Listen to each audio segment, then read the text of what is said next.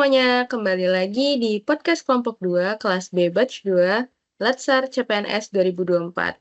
Di sini udah ada Mbak Hanif, Mbak Fetri, Mas Gilang, Mas Arga, Mbak Rara, dan Mas Gumilar.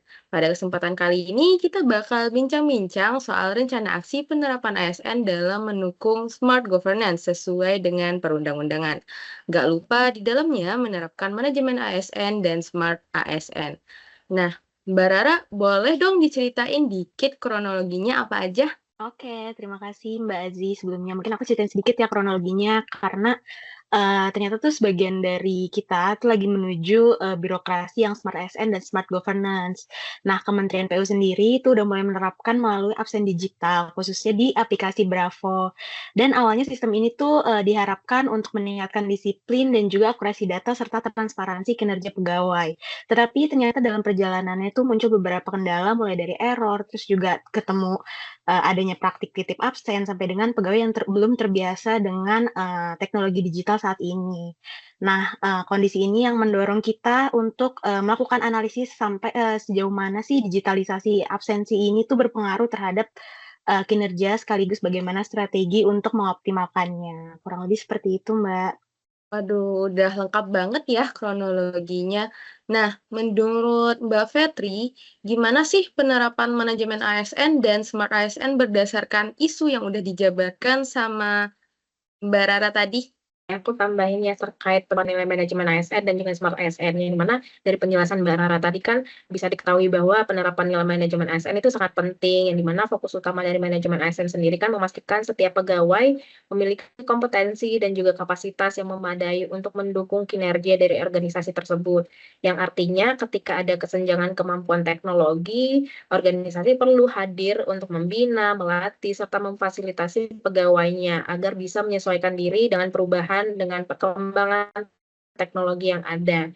Selain itu, dari sisi konsep smart ASN sendiri juga kan setiap ASN didorong untuk menjadi adaptif, inovatif, dan juga melek teknologi, sehingga ketika adanya proses transformasi itu dapat berjalan dengan optimal dan juga merata seperti itu. Mungkin dari Mas Gumi ada tambahan terkait manajemen ASN dan smart ASN?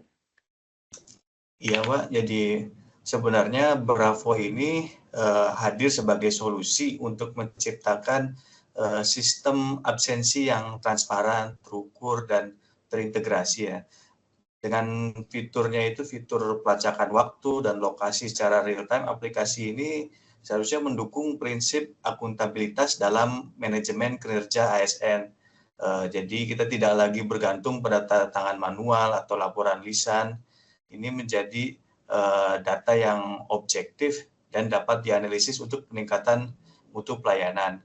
Nah, penerapan absensi digital melalui aplikasi Bravo ini sebenarnya merupakan bagian dari transformasi menuju smart governance. Nah, Bravo ini mendorong efisiensi administratif, proses rekapitulasi absensi yang dulunya itu makan waktu, kini dapat dilakukan secara otomatis. Ini mengurangi beban kerja dan potensi kesalahan manusia. Nah, beralih dari sistem manual ke digital juga ini menuntut ASN untuk fleksibel dan terbuka terhadap perubahan.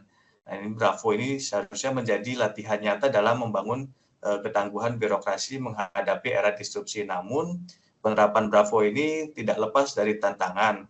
Transformasi ini hanya bisa berhasil jika seluruh pegawai memiliki pemahaman dan keterampilan yang sama dalam memanfaatkan teknologi. Seperti yang sudah disebutkan tadi sebelumnya, yang tiga isu mengenai kecurangan absen, kekurangan aplikasi, lalu kurangnya panduan, ini juga menjadi tantangan dalam penerapan smart ASN. Oleh karenanya diperlukan rencana aksi untuk melawan tantangan ini. Mungkin mengenai hal ini dapat dijelaskan oleh Mas Gilang. Ya, terima kasih Mas Gumi. Selanjutnya saya akan menjelaskan tentang rencana aksi dan tahapan kegiatan serta hasilnya. Jadi rencana aksinya difokuskan pada 3 kegiatan utama. Yang pertama yaitu sosialisasi, yang kedua adalah pendampingan teknis, dan yang ketiga adalah pembaruan buku panduan. Nah, di sini tujuannya memastikan seluruh pegawai terbiasa menggunakan aplikasi Bravo, yaitu aplikasi digital absensi ya, yang milik Kementerian Pekerjaan Umum. Nah, kegiatan yang pertama itu kan sosialisasi aplikasi Bravo. Itu tahapan kegiatannya adalah menyampaikan informasi tentang fungsi dan manfaat aplikasi tersebut. Kemudian dijelaskan juga alur cara penggunaannya. Nah, hasilnya dari sini Diharapkan pegawai dapat memahami tujuan dan manfaat penggunaan aplikasi Bravo. Kemudian yang kedua adalah pendampingan teknis. Di sini tahapan kegiatannya adalah mengadakan sesi pelatihan langsung serta melakukan demo cara untuk melakukan absensinya itu bagaimana. Nah, hasil dari ini adalah pegawai itu diharapkan mampu melakukan absensi mandiri dengan aplikasi Bravo. Kemudian yang ketiga adalah pembawaan buku panduannya. Tahapan kegiatannya di sini untuk meninjau buku panduan yang lama, kemudian diperbarui isinya sesuai dengan fitur yang baru. Hasilnya adalah buku panduan Bravo menjadi versi yang terbaru, yang relevan dan cocok untuk digunakan, serta mudah diakses dan dipahami oleh pegawai yang akan menggunakan aplikasi tersebut. Nah, kita nih udah punya rencana aksi. Kira-kira dari Mbak Hanif gimana nih pendapatnya tentang realisasi dari rencana aksi tersebut? Terima kasih Mbak Aziza. Oke, kalau dari saya sih setelah sharing-sharing dengan teman-teman ya terkait digitalisasi absen ini, saya jadi menyadari ya bahwa ternyata transformasi digital di bagian absensi ini tuh sangat penting gitu ya, sebagai salah satu upaya kita dalam mewujudkan smart ASN serta smart governance.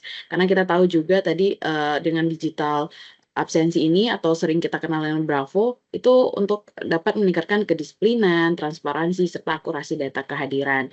Jadi ini penting banget untuk kita sama-sama menjadi perhatian gitu. Mungkin dari Mas Arya ada pendapat yang berbeda?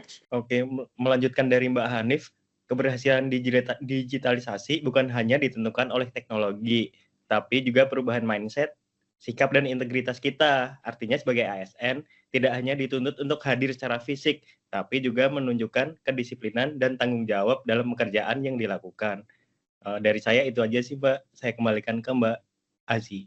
Iya, terima kasih semuanya teman-teman. Pendapatnya bagus-bagus banget. Nah, karena keterbatasan waktu, mungkin langsung aku simpulin aja ya teman-teman.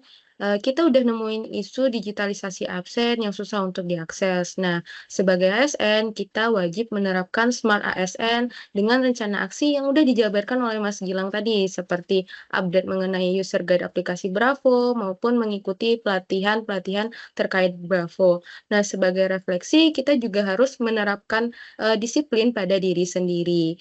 Mungkin itu hasil podcast kita pada malam hari ini. Apabila ada kesalahan, mohon dimaafkan. See you.